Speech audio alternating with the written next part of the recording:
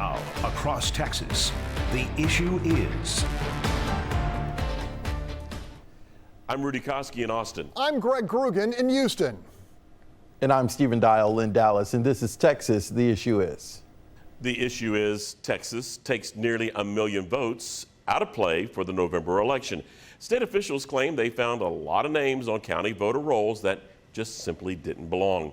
The purge that resulted is somewhat of a rebooted overhaul after a previous attempt a few years ago misidentified several thousand illegal voters. Governor Greg Abbott spoke to me about the new process and the new accusations of voter suppression. It is a cleanup, but not a one-time cleanup. It is a constant cleanup because we have a perpetual duty to ensure that there's nobody on the voter rolls who is ineligible to vote. It is the way, the primary way that we are able to ensure that we can cut down on any type of illegal voting. This is really coming at a time at the height of the border surges that were going on. Do you see a correlation? So, Rudy, before the new laws I signed in September of 2021, we were reviewing non-citizens through jury pools and through other strategies. The laws that I signed in 2021 enhanced our capabilities of reviewing non-citizens who may be able to vote. With that new tool, we were able to identify even more. It was 6,500 approximately, who were non-citizens who were registered to vote. And so that obviously is a number higher than what we want to see. We want to see zero up there. But it does show that our new strategies about investigating this and getting to the bottom of it have revealed the non-citizens who were on the voter rolls that we're now able to get rid of. Back in 2019, then Secretary of State Whitley did that big review, 98,000 names flagged, 25,000 supposedly were actually naturalized citizen. It caused a huge problem, with a huge black eye for the state. How is this review different from that misstep?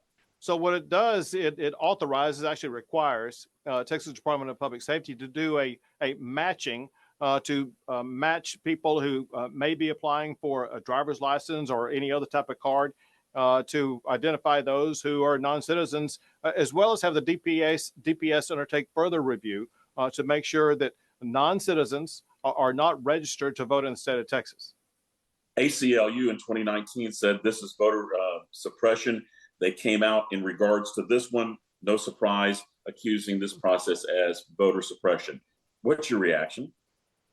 Well, it does suppress the vote of non-citizens. It suppresses the vote of dead people, suppresses the vote of people who moved away from Texas, and no one should be able to complain about that. What do you say to these people who say Greg Abbott and Dan Patrick and the Republicans are trying to just hold down the Latino vote, the brown and black voters of this state, that everything that you're doing right now is to basically remain in power and hold these folks down? I don't care what your color is, black, white, brown, Asian, whatever the case may be. I think everybody wants to see fair elections with the rules followed, with no illegal voting.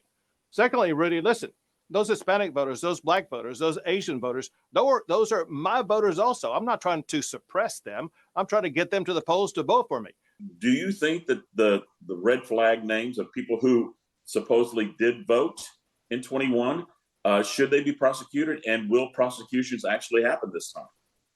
Well, to be clear, listen, if somebody has voted illegally or violated other election integrity laws, 100% they should be prosecuted. Harris County is moving forward, somewhat in defiance of state law, and sending out voter registration and ballot information that's not requested. Basically thumbing the nose at Austin, thumbing the nose at the state of Texas. Harris County is refusing to follow the laws, and two things need to happen. One is investigations and prosecutions need to take place against Harris County officials.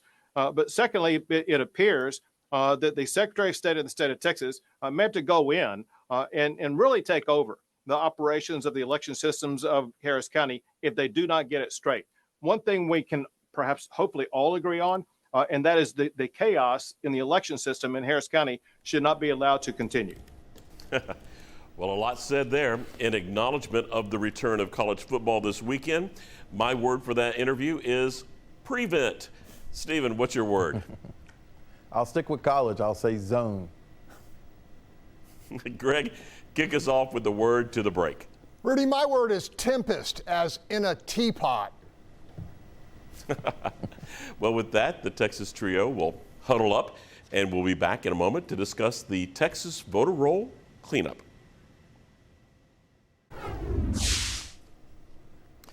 The state has removed almost 1 million names from county voter rolls as part of a new process passed by state lawmakers back in 2021. Critics of the governor say he's making a routine process political by framing it as an effort to stop voter fraud. Stephen, what's the reaction to all this in North Texas? Yeah, I mean, the timeliness of it is definitely political. Let's just be very honest about it. Now, are more things happening since recent laws have passed? Yes, that's accurate.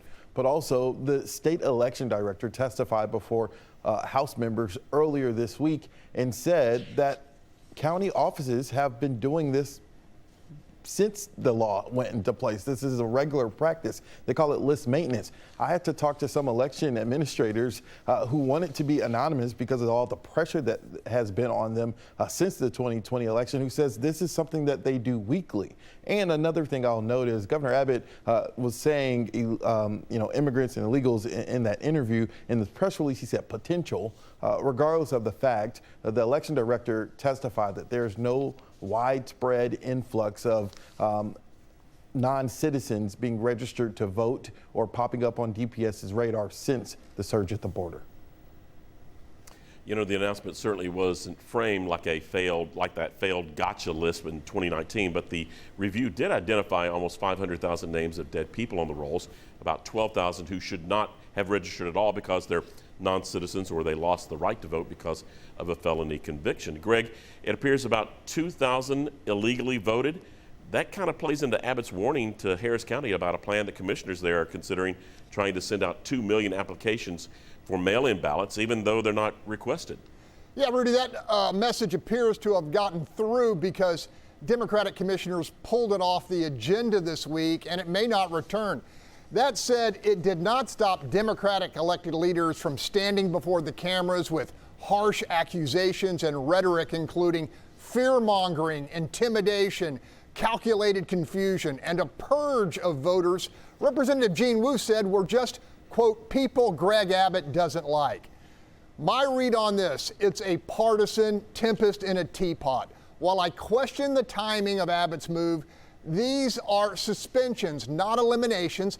No one will be disallowed from exercising their franchise. In close elections, all provisional suspended ballots will be verified, and the legitimate votes will count. Bottom line, I've been doing this nearly 40 years and have yet to see demonstrable proof of an election stolen by either side. With only a relatively few exceptions, if you have the legitimate right to vote, the only thing that's stopping you from casting it in this country is failing to make sure you are legally registered in a timely and accurate fashion. It's called responsibility. And these days, there's not enough of it. Stephen, certainly political bravado in play here, but there could be some actual voter fraud convictions, right? Don't you think?